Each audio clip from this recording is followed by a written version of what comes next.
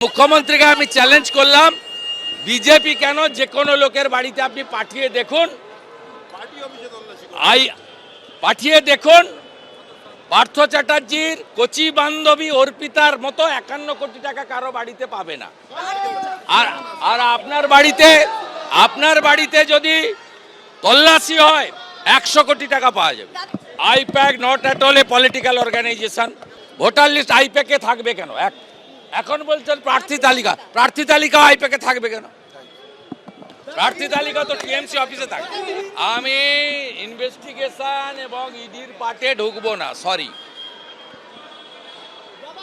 আমি মুখ্যমন্ত্রী যাওয়া, সিপি যাওয়াটাকে মনে করি অনৈতিক, অসাংবিধানিক, কেন্দ্রীয় সংস্থার তদন্তে সরাসরি বাধা দান।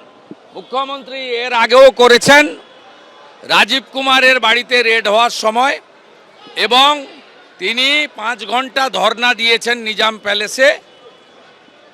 আপনার যখন ফিরহাদ হাকিম সহ বেশ কয়েকজনকে গ্রেপ্তার করেছিল, এরা মুখ্যমন্ত্রীর অভ্যাসের মধ্যে পড়ে। কিন্তু কেন্দ্রীয় তদন্তকারী সংস্থা তার যে সাংবিধানিক অধিকার আছে সেই অনুযায়ী যদি এই তৃতীয়বারেও এই মুখ্যমন্ত্রী এবং সিপির বিরুদ্ধে ব্যবস্থা না নেন, তাহলে কিন্তু পশ্চিমবাংলায় ভুল বার্তা যাবে। আইপ্যাক কি পার্টি অফিস নাকি?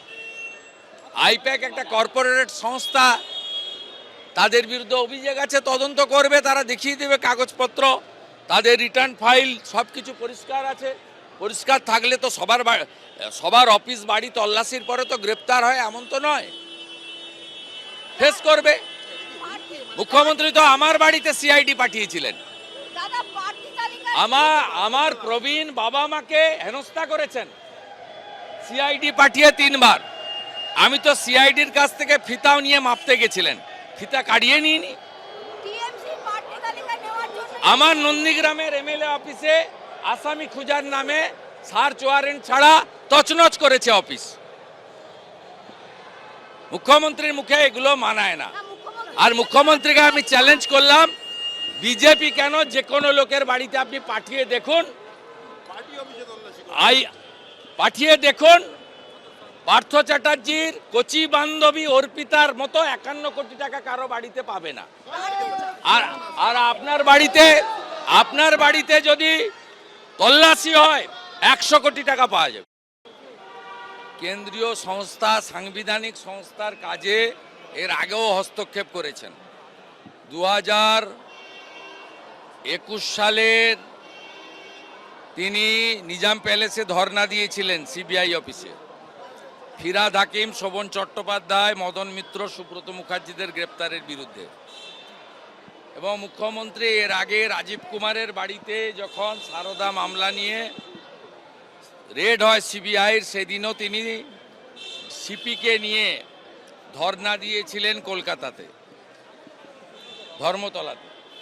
স্বাভাবিকভাবে মুখ্যমন্ত্রীর এই ধরনের কাজ সাংবিধানিক প্রতিষ্ঠানের সরাসরি কাজে হস্তক্ষেপ এবং তদন্তে বাধা দান। এটা একজন মুখ্যমন্ত্রী, তিনি শুধু রাজনৈতিক নেতা নেত্রী নন, প্রশাসনিক কর্তৃ। নিন্দা জানাই। এবং ইডি নিশ্চয়ই তার ক্ষমতা বলে